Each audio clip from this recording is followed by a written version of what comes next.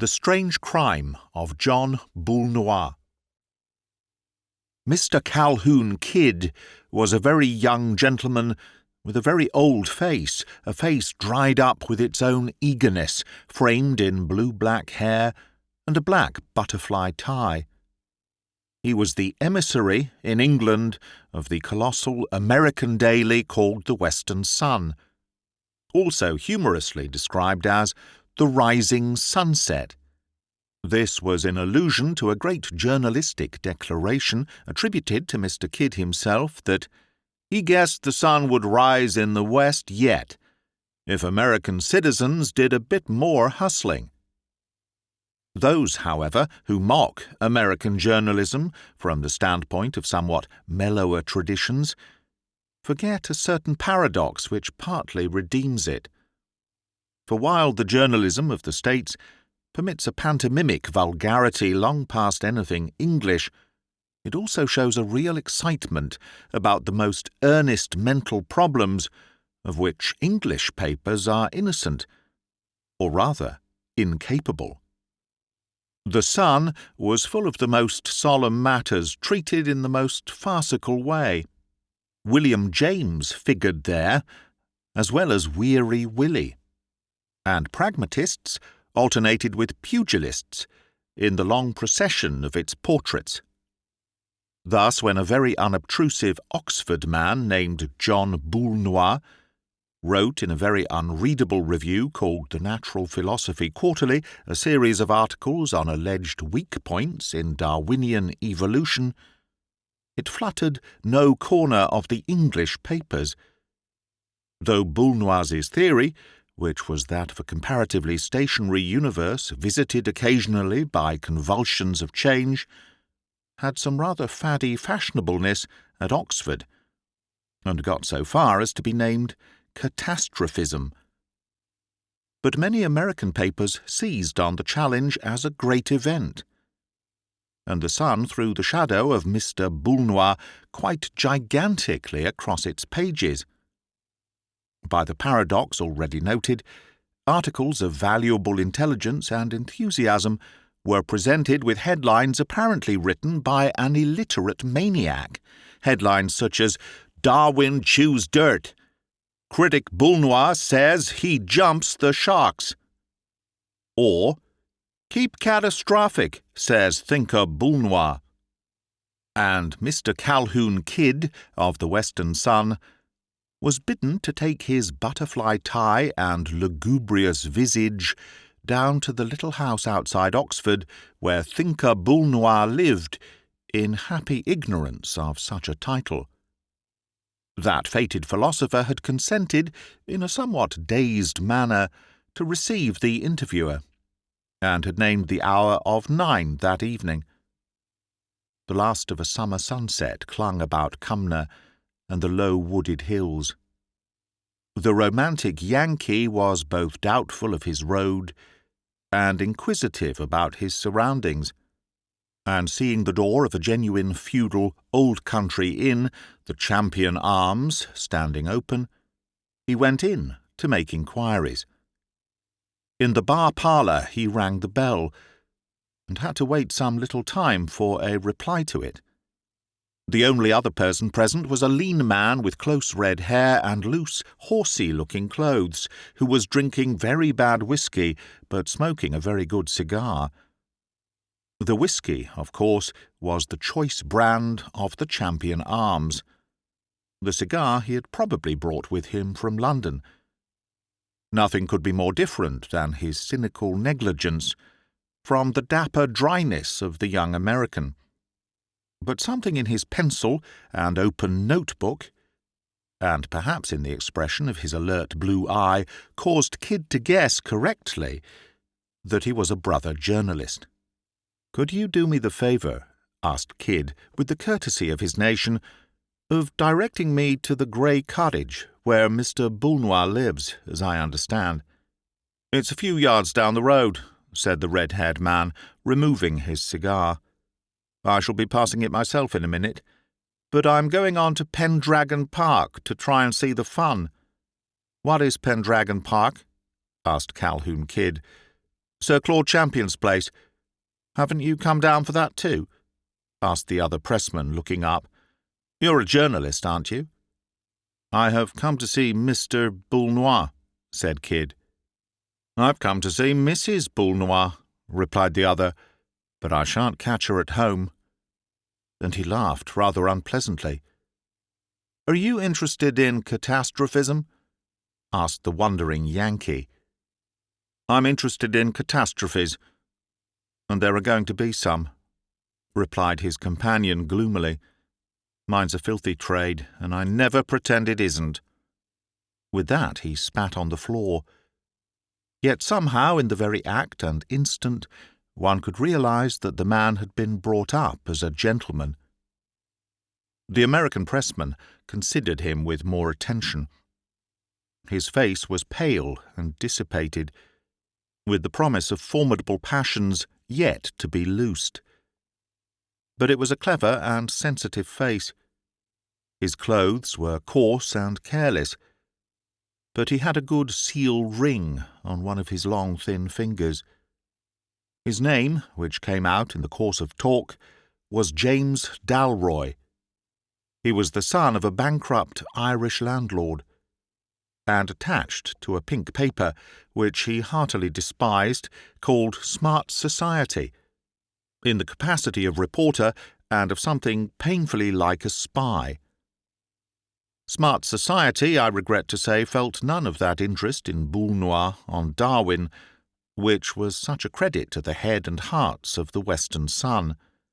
Dalroy had come down, it seemed, to snuff up the scent of a scandal, which might very well end in the divorce court, but which was at present hovering between Grey Cottage and Pendragon Park. Sir Claude Champion was known to the readers of the Western Sun as well as Mr. Boulnois. So were the Pope and the Derby winner, but the idea of their intimate acquaintanceship would have struck Kidd as equally incongruous. He had heard of and written about, nay, falsely pretended to know, Sir Claude Champion as one of the brightest and wealthiest of England's upper 10, as the great sportsman who raced yachts round the world, as the great traveller who wrote books about the Himalayas, as the politician who swept constituencies with a startling sort of Tory democracy, and as the great dabbler in art, music, literature, and above all, acting. Sir Claude was really rather magnificent in other than American eyes. There was something of the Renaissance prince about his omnivorous culture and restless publicity. He was not only a great amateur, but an ardent one. There was in him none of that antiquarian frivolity that we convey by the word dilettante. That faultless falcon profile, with purple-black Italian eye, which had been snapshotted so often both for Smart Society and the Western Sun, gave everyone the impression of a man eaten by ambition as by a fire, or even a disease.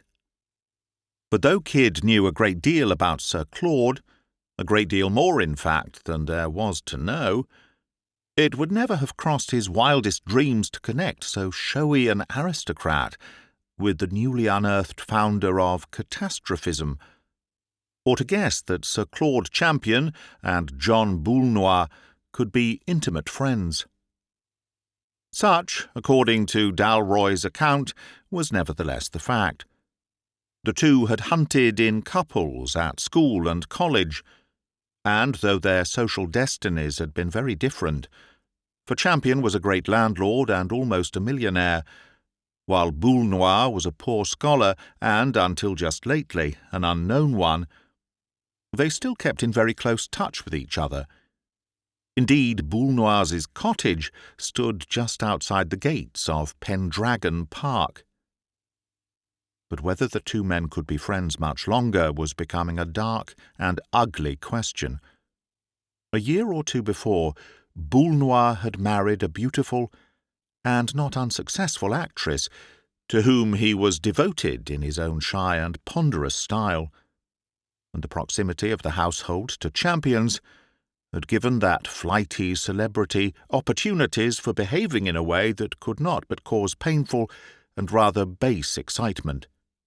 Sir Claude had carried the arts of publicity to perfection, and he seemed to take a crazy pleasure in being equally ostentatious in an intrigue that could do him no sort of honour.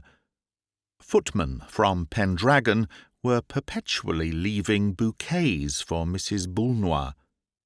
Carriages and motor-cars were perpetually calling at the cottage for Mrs. Boulnois. Balls and masquerades perpetually filled the grounds, in which the baronet paraded Mrs. Boulnois like the Queen of Love and Beauty at a tournament. That very evening, marked by Mr. Kidd for the exposition of catastrophism, had been marked by Sir Claude Champion for an open-air rendering of Romeo and Juliet, in which he was to play Romeo to a Juliet it was needless to name. "I don't think it can go on without a smash," said the young man with red hair, getting up and shaking himself.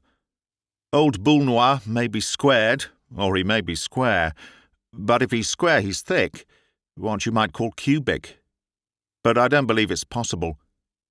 "He is a man of grand intellectual powers," said Calhoun Kidd in a deep voice. "Yes," answered Dalroy, "but even a man of grand intellectual powers can't be such a blighted fool as all that. Must you be going on? I shall be following myself in a minute or two." But Calhoun Kidd, having finished a milk and soda, betook himself smartly up the road towards the grey cottage, leaving his cynical informant to his whisky and tobacco. The last of the daylight had faded. The skies were of a dark green-grey, like slate, studded here and there with a star, but lighter on the left side of the sky, with the promise of a rising moon. The grey cottage, which stood entrenched, as it were, in a square of stiff, high thorn hedges, was so close under the pines and palisades of the park that Kidd at first mistook it for the Park Lodge. Finding the name on the narrow wooden gate, however, and seeing by his watch that the hour of the thinker's appointment had just struck, he went in and knocked at the front door. Inside the garden hedge he could see that the house, though unpretentious enough, was larger and more luxurious than it looked at first, and was quite a different kind of place from a porter's lodge. A dog kennel and a beehive stood outside, like symbols of old English country life. The moon was rising behind a plantation of prosperous pear trees. The dog that came out of the kennel was reverend-looking and reluctant to bark, and the plain elderly manservant who opened the door was brief but dignified. "Mr. Boulnois asked me to offer his apologies, sir," he said, "but he has been obliged to go out suddenly." "But see here, I had an appointment," said the interviewer, with a rising voice. "Do you know where he went to?" "To Pendragon Park, sir," said the servant rather sombrely, and began to close the door. Kidd started a little. "Did he go with with the rest of the party?" he asked rather vaguely. "No, sir," said the man shortly. "He stayed behind, and then went out alone." And he shut the door brutally, but with an air of duty not done. The American, that curious compound of impudence and sensitiveness, was annoyed. He felt a strong desire to hustle them all along a bit and teach them business habits. The hoary old dog, and the grizzled, heavy-faced old butler with his prehistoric shirt-front, and the drowsy old moon, and above all, the scatterbrained old philosopher who couldn't keep an appointment. "If that's the way he goes on, he deserves to lose his wife's purest devotion," said Mr. Calhoun Kidd. But perhaps he's gone over to make a row. In that case, I reckon a man from the Western Sun will be on the spot." And turning the corner by the open lodge gates, he set off, stumping up the long avenue of black pine woods that pointed in abrupt perspective towards the inner gardens of Pendragon Park. The trees were as black and orderly as plumes upon a hearse. There were still a few stars. He was a man with more literary than direct natural associations. The word Ravenswood came into his head repeatedly. It was partly the raven colour of the pine woods, but partly also an indescribable atmosphere, almost described in Scott's great tragedy. The smell of something that died in the 18th century, the smell of dank gardens and broken urns, of wrongs that will never now be righted, of something that is none the less incurably sad, because it is strangely unreal. More than once, as he went up that strange black road of tragic artifice, he stopped, startled, thinking he heard steps in front of him. He could see nothing in front but the twin sombre walls of pine and the wedge of starlit sky above them. At first he thought he must have fancied it or been mocked by a mere echo of his own tramp. But as he went on, he was more and more inclined to conclude, with the remains of his reason, that there really were other feet upon the road.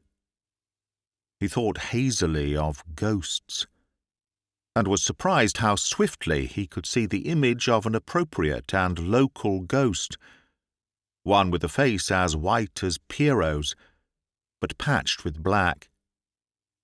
The apex of the triangle of dark blue sky was growing brighter and bluer, but he did not realize as yet that this was because he was coming nearer to the lights of the great house and garden. He only felt that the atmosphere was growing more intense. There was in the sadness more violence and secrecy, more— He hesitated for the word, and then said it with a jerk of laughter. Catastrophism. More pines, more pathway slid past him, and then he stood rooted as by a blast of magic. It is vain to say that he felt as if he had got into a dream, but this time he felt quite certain that he had got into a book.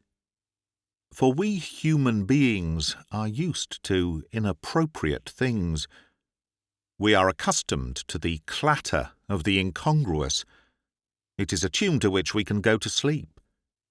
If one appropriate thing happens, it wakes us up like the pang of a perfect chord. Something happened, such as would have happened in such a place in a forgotten tale. Over the black pine wood came flying and flashing in the moon a naked sword, such a slender and sparkling rapier as may have fought many an unjust duel in that ancient park. It fell on the pathway far in front of him and lay there glistening like a large needle. He ran like a hare and bent to look at it. Seen at close quarters, it had rather a showy look. The big red jewels in the hilt and guard were a little dubious. But there were other red drops upon the blade, which were not dubious.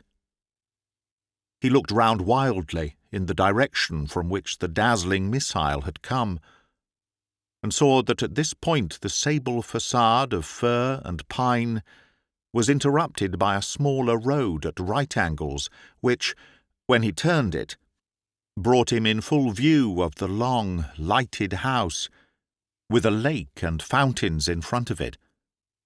Nevertheless, he did not look at this, having something more interesting to look at. Above him, at the angle of the steep green bank of the terraced garden, was one of those small picturesque surprises common in the old landscape gardening. A kind of small round hill or dome of grass, like a giant molehill, ringed and crowned with 3 concentric fences of roses, and having a sundial in the highest point in the centre. Kid could see the finger of the dial stand up dark against the sky, like the dorsal fin of a shark, and the vain moonlight clinging to that idle clock. But he saw something else clinging to it also for one wild moment. The figure of a man. Though he saw it there only for a moment, though it was outlandish and incredible in costume, being clad from neck to heel in tight crimson with glints of gold, yet he knew in one flash of moonlight who it was. That white face flung up to heaven, clean-shaven and so unnaturally young, like Byron with a Roman nose, those black curls already grizzled. He had seen the 1,000 public portraits of Sir Claude Champion. The wild red figure reeled an instant against the sundial. The next it had rolled down the steep bank, and lay at the American's feet, faintly moving one arm. A gaudy, unnatural gold ornament on the arm suddenly reminded Kid of Romeo and Juliet. Of course, the tight crimson suit was part of the play, but there was a long red stain down the bank, from which the man had rolled. That was no part of the play. He had been run through the body. Mr. Calhoun Kid shouted and shouted again. Once more he seemed to hear phantasmal footsteps, and started to find another figure already near him. He knew the figure, and yet it terrified him. The dissipated youth who had called himself Dalroy had a horribly quiet way with him. If Boulnois failed to keep appointments that had been made, Dalroy had a sinister air of keeping appointments that hadn't. The moonlight discoloured everything. Against Dalroy's red hair, his wan face looked not so much white as pale green. All this morbid impressionism must be Kid's excuse for having cried out, brutally and beyond all reason, "Did you do this, you devil?" James Dalroy smiled his unpleasing smile, but before he could speak, the fallen figure made another movement of the arm, waving vaguely towards the place where the sword fell. Then came a moan, and then it managed to speak. "Boulnois! Boulnois, I say! Boulnois did it!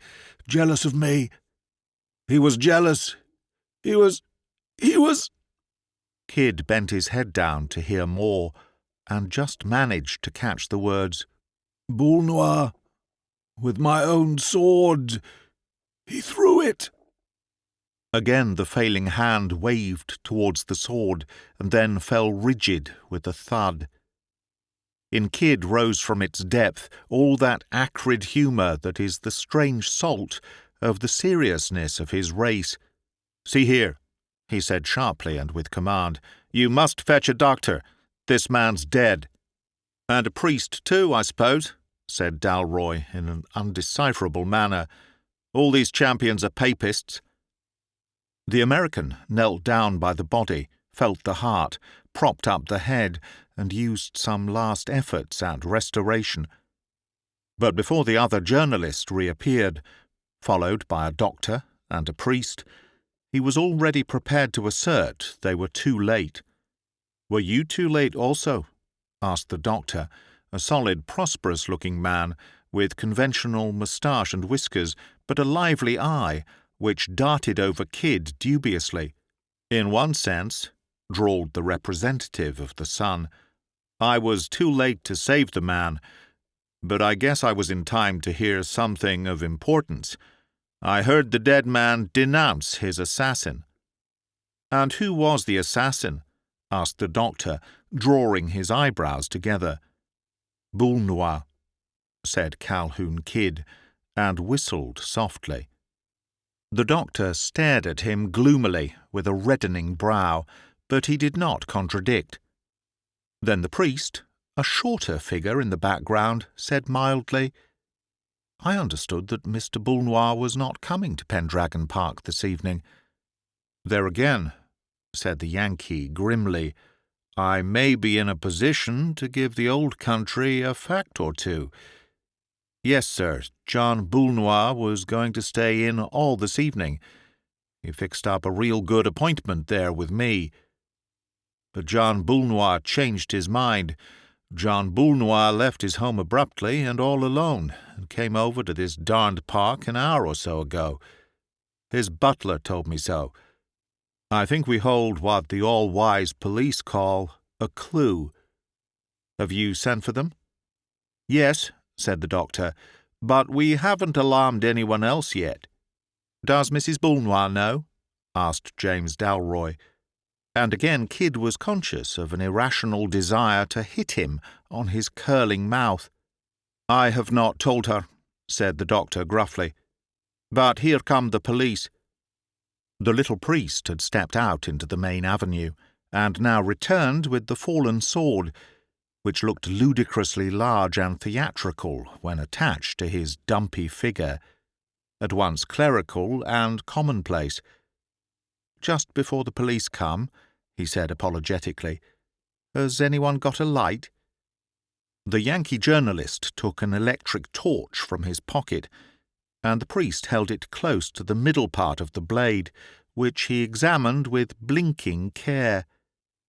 Then, without glancing at the point or pommel, he handed the long weapon to the doctor. "I fear I'm no use here," he said, with a brief sigh. "I'll say good night to you, gentlemen."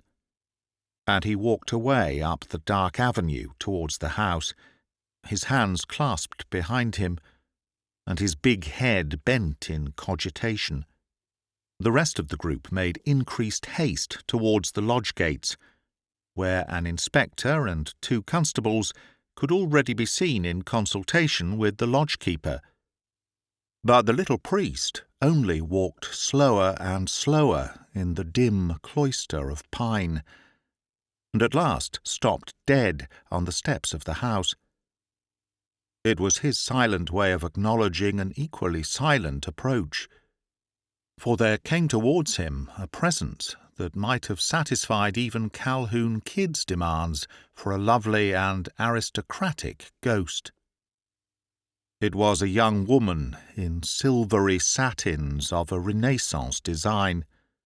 She had golden hair in 2 long shining ropes, and a face so startlingly pale between them that she might have been chryselephantine. Made, that is, like some old Greek statues, out of ivory and gold. But her eyes were very bright, and her voice, though low, was confident. "Father Brown?" she said. "Mrs. Boulnois?" he replied gravely. Then he looked at her and immediately said, "I see you know about Sir Claude." "How do you know I know?" she asked steadily. He did not answer the question, but asked another. "Have you seen your husband?" "My husband is at home," she said. "He has nothing to do with this." Again he did not answer, and the woman drew nearer to him, with a curiously intense expression on her face. "Shall I tell you something more?" she said, with a rather fearful smile. "I don't think he did it, and you don't either." Father Brown returned her gaze with a long, grave stare, and then nodded, yet more gravely. "Father Brown," said the lady, "I am going to tell you all I know, but I want you to do me a favour first.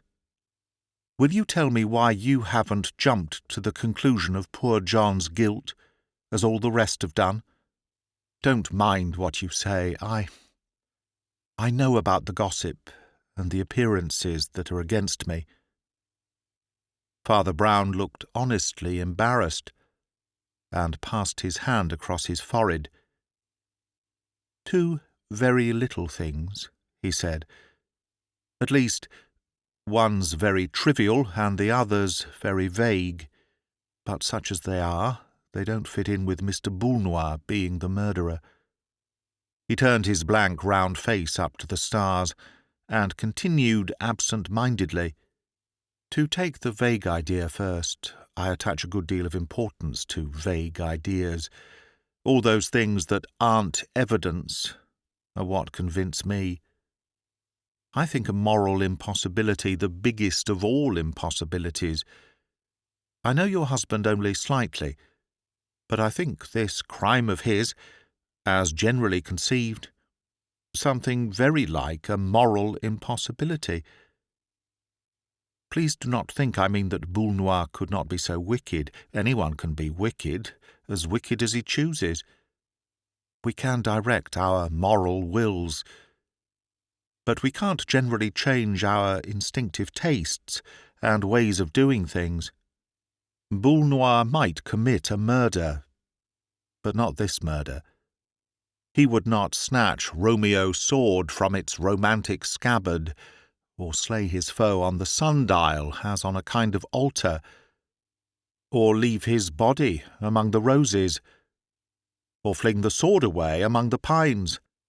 If Boulnois killed anyone, he'd do it quietly and heavily, as he'd do any other doubtful thing. Take a 10th glass of port, or read a loose Greek poet.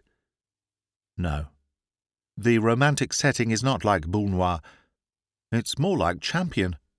"Ah," she said, and looked at him with eyes like diamonds. "And the trivial thing was this," said Brown. "There were fingerprints on that sword. Fingerprints can be detected quite a time after they are made, if they're on some polished surface like glass or steel. These were on a polished surface. They were halfway down the blade of the sword. Whose prints they were, I have no earthly clue. But why should anybody hold a sword halfway down? It was a long sword, but length is an advantage in lunging at an enemy. At least at most enemies. At all enemies except one." "Except one?" she repeated. "There is only one enemy," said Father Brown, "whom it is easier to kill with a dagger than a sword." "I know," said the woman. "Oneself." There was a long silence, and then the priest said quietly, but abruptly, "Am I right, then? Did Sir Claude kill himself?" "Yes," she said, with a face like marble. "I saw him do it." "He died," said Father Brown, "for love of you." An extraordinary expression flashed across her face, very different from pity, modesty, remorse, or anything her companion had expected. Her voice became suddenly strong and full. "I don't believe," she said, "he ever cared about me a rap. He hated my husband." "Why?" asked the other, and turned his round face from the sky to the lady. "He hated my husband because— It is so strange I hardly know how to say it, because—" "Yes," said Brown patiently. "Because my husband wouldn't hate him." Father Brown only nodded, and seemed still to be listening. He differed from most detectives, in fact and fiction, in a small point. He never pretended not to understand, when he understood perfectly well. Mrs. Boulnois drew near once more, with the same contained glow of certainty. "My husband," she said, "is a great man. Sir Claude Champion was not a great man. He was a celebrated and successful man. My husband has never been celebrated or successful. And it is the solemn truth that he has never dreamed of being so. He no more expects to be famous for thinking than for smoking cigars. On all that side he has a sort of splendid stupidity. He has never grown up. He still liked Champion exactly as he liked him at school. He admired him as he would admire a conjuring trick done at the dinner table. But he couldn't be got to conceive the notion of envying Champion, and Champion wanted to be envied. He went mad, and killed himself for that. "Yes," said Father Brown, "I think I begin to understand." "Oh, don't you see?" she cried. "The whole picture is made for that. The place is planned for it. Champion put John in a little house at his very door, like a dependent, to make him feel a failure. He never felt it. He thinks no more about such things than an absent-minded lion. Champion would burst in on John's shabbiest hours or homeliest meals with some dazzling present or announcement or expedition that made it like the visit of Haroun al-Rashid, and John would accept or refuse amiably, with one eye off, so to speak, like one lazy schoolboy agreeing or disagreeing with another. After 5 years of it, John had not turned a hair, and Sir Claude Champion was a monomaniac. And Haman began to tell them, said Father Brown, of all the things wherein the king had honoured him. And he said, "All these things profit me nothing, while I see Mordecai the Jew sitting in the gate." "The crisis came," Mrs. Boulnois continued, "when I persuaded John to let me take down some of his speculations and send them to a magazine. They began to attract attention, especially in America, and one paper wanted to interview him. When Champion, who was interviewed nearly every day, heard of this late little crumb of success falling to his unconscious rival, the last link snapped that held back his devilish hatred. Then he began to lay that insane siege to my own love and honour which has been the talk of the shire. You will ask me why I allowed such atrocious attentions. I answered that I could not have declined them except by explaining to my husband. And there are some things the soul cannot do, as the body cannot fly. Nobody could have explained to my husband. Nobody could do it now. If you said to him in so many words, 'Champion is stealing your wife,' he would think the joke a little vulgar. That it could be anything but a joke, that notion could find no crack in his great skull to get in by. Well, John was to come and see us act this evening. But just as we were starting, he said he wouldn't. He had got an interesting book and a cigar. I told this to Sir Claude, and it was his death-blow. The monomaniac suddenly saw despair. He stabbed himself, crying out like a devil that Boulnois was slaying him. He lies there in the garden, dead of his own jealousy to produce jealousy, and John is sitting in the dining-room reading a book." There was another silence, and then the little priest said, "There is only one weak point, Mrs. Boulnois, in all your very vivid account. Your husband is not sitting in the dining-room reading a book. That American reporter told me he had been to your house, and your butler told him Mr. Boulnois had gone to Pendragon Park after all." Her bright eyes widened to an almost electric glare, and yet it seemed rather bewilderment than confusion or fear. "Why, what can you mean?" she cried. "All the servants were out of the house, seeing the theatricals. And we don't keep a butler, thank goodness." Father Brown started and spun half round like an absurd teetotum. "What? What?" he cried, seeming galvanized into sudden life. "Look here, I say, can I make your husband hear if I go to the house?" "Oh, the servants will be back by now," she said, wondering. "Right, right," rejoined the cleric energetically. and set off, scuttling up the path towards the park gates. He turned once to say, "Better get hold of that Yankee, or Crime of John Boulnois will be all over the Republic in large letters." "You don't understand," said Mrs. Boulnois. "He wouldn't mind. I don't think he imagines that America really is a place." When Father Brown reached the house with the beehive and the drowsy dog, a small and neat maidservant showed him into the dining-room, where Boulnois sat reading by a shaded lamp, exactly as his wife described him. A decanter of port and a wine-glass were at his elbow, and the instant the priest entered he noted the long ash stand out unbroken on his cigar. "He has been here for half an hour at least," thought Father Brown. In fact, he had the air of sitting where he had sat when his dinner was cleared away. "Don't get up, Mr. Boulnois," said the priest in his pleasant, prosaic way. "I shan't interrupt you a moment. I fear I break in on some of your scientific studies." "No," said Boulnois, "I was reading the Bloody Thumb."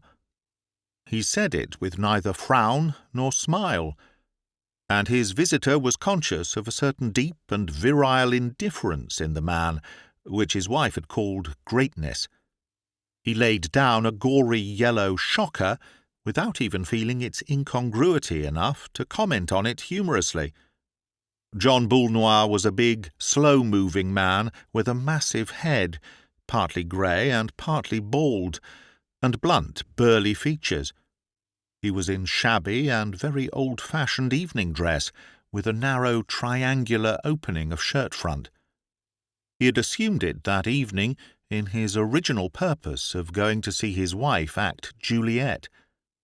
"I won't keep you long from the Bloody Thumb, or any other catastrophic affairs," said Father Brown, smiling. "I only came to ask you about the crime you committed this evening."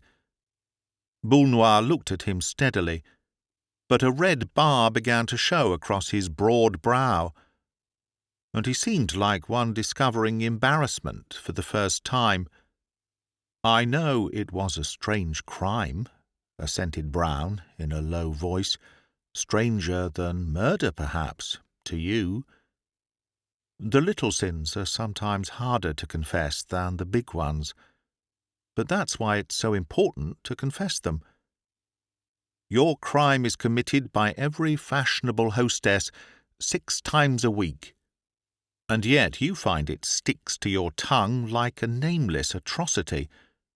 It makes one feel," said the philosopher slowly, "such a damned fool." "I know," assented the other, "but one often has to choose between feeling a damned fool and being one." "I can't analyse myself well," went on Boulnois, "but sitting in that chair, with that story, I was as happy as a schoolboy on a half-holiday. It was security, eternity. I can't convey it. The cigars were within reach, the matches were within reach. The thumb had 4 more appearances to... It was not only a peace, but a plenitude. Then that bell rang, and I thought for one long, mortal minute that I couldn't get out of that chair. Literally, physically, muscularly couldn't. Then I did it, like a man lifting the world, because I knew all the servants were out. I opened the front door, and there was a little man with his mouth open to speak and his notebook open to write in. I remembered the Yankee interviewer I had forgotten. His hair was parted in the middle, and I tell you that murder— "I understand," said Father Brown. "I've seen him." "I didn't commit murder," continued the catastrophist mildly, "but only perjury. I said I had gone across to Pendragon Park, and shut the door in his face. That is my crime, Father Brown, and I don't know what penance you would inflict for it." "I shan't inflict any penance," said the clerical gentleman, collecting his heavy hat and umbrella with an air of some amusement. "Quite the contrary. I came here specially to let you off the little penance, which would otherwise have followed your little offence." "And what," asked Boulnois, smiling, "is the little penance I have so luckily been let off?" "Being hanged," said Father Brown. That is the end of The Strange Crime of John Boulnois, from The Wisdom of Father Brown by G.K. Chesterton. Read by Greg Wagland for Magpie Audio 2023. And that was rather a good one, I think. I loved the description as he walks through the pine woods and up to the house, to the gardens, to the sundial and the rose circlet. And I thought that was very satisfying in lots of ways. And there are a lot of people around, like Sir Claude Champion, and not many around like John Boulnois and his wife, perhaps. So there we are, another Father Brown, with a few more to come, slightly out of order from the published collection of tales, but nevertheless we will get through them, possibly with some excisions here and there.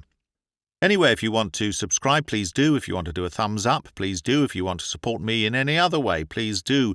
Bullion, Krugerrands and perhaps not cryptos are all accepted.